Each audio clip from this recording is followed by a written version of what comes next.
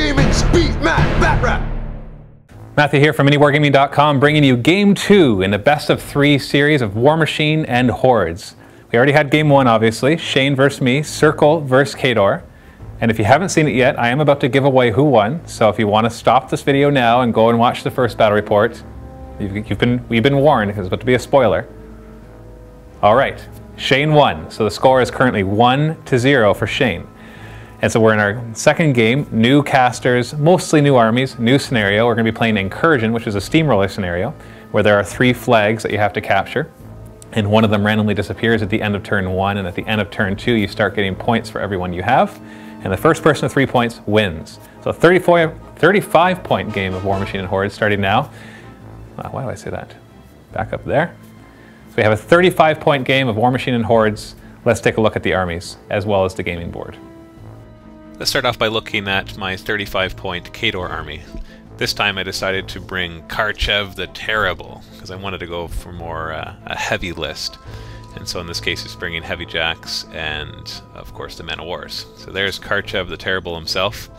He's bringing a Devastator, a nice high armor 25 warjack. We've got a Destroyer for some fire support, and of course the good old Juggernaut. It's just a nice solid choice. We've got a squad of Grey Lord Turnian and a minimal squad of the Battle Mechanics. And then over here we have a squad of Man of War Demolition Corps, hoping to add a bit of heavy hitting power once we charge his ranks. And then hopefully they can withstand some of the hits from a distance as well. Over on Shane's side, he decided to bring his Warlock, which is, I hope I'm saying this right, it's Mosar or Masar, so however you're supposed to say that. That's this guy right here. He's surrounded by those little peggy things. What are those called? They basically allow you to teleport and do all their funky stuff. And then he's got a Feral, Warp Wolf, a Megalith, and Gorax as well. And then we've got a group of Druids here as well, and some Blood Trackers, and of course the Gobbers. So we've got a nice solid 35-point list, and we'll have to see what happens. I'm going to jump right into deployment here. The scenario that we're doing is another steamroller scenario, where there are 3 objective markers that you can see in the middle, or they're flags. They're called flags in War Machine. I keep calling them objective markers, and Shane said, nope, they're flags in War Machine. I'm like, okay, alright, that's what I'll do. Basically, at the end of turn 1, one of the 3 disappears, and then at the end of turn 2, you start scoring points. You have to be in base contact with them, be at least half strength, and have no enemies within 4 inches. And the first person to score 3 points wins the game. So it's actually, I find that this is one of my favorite scenarios, because it becomes very, very tactical rather than just charging headlong in and going for a caster kill and everybody kind of scooting around the edges, keeping their caster safe. In this case, you really have to just charge in, because if you let your opponent kind of take the advantage of grabbing the objectives, it only takes 3 points to win, and so that's not very long to find out what happens. And one of them disappearing really adds a bit of randomness to the game, which is kind of fun as well, because you're not sure where to position your guys.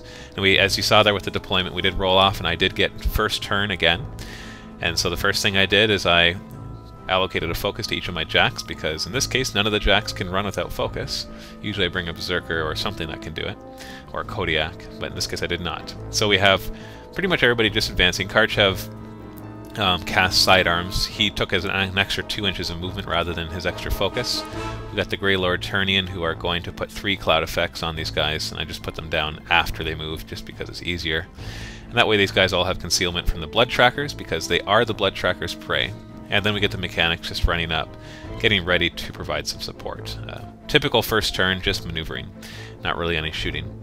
And the Destroyer ran, so he couldn't shoot. In Circle, turn 1, the same thing happens. He gets to start 2 inches closer because he had second turn, so he deploys 10 inches up, whereas I deploy 8 inches.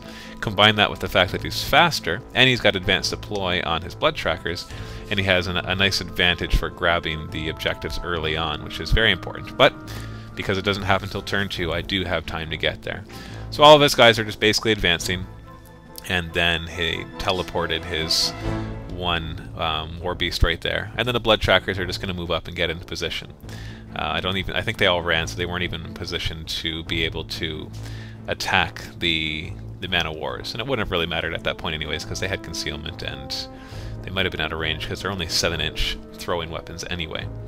So looking at the end of round 1, you can see everybody's positioning to grab the objectives. We don't know which one's going to disappear. We do roll off to see which one disappears, and you'll see that in the beginning of round 2 to find out exactly what happens. So stay tuned for round 2.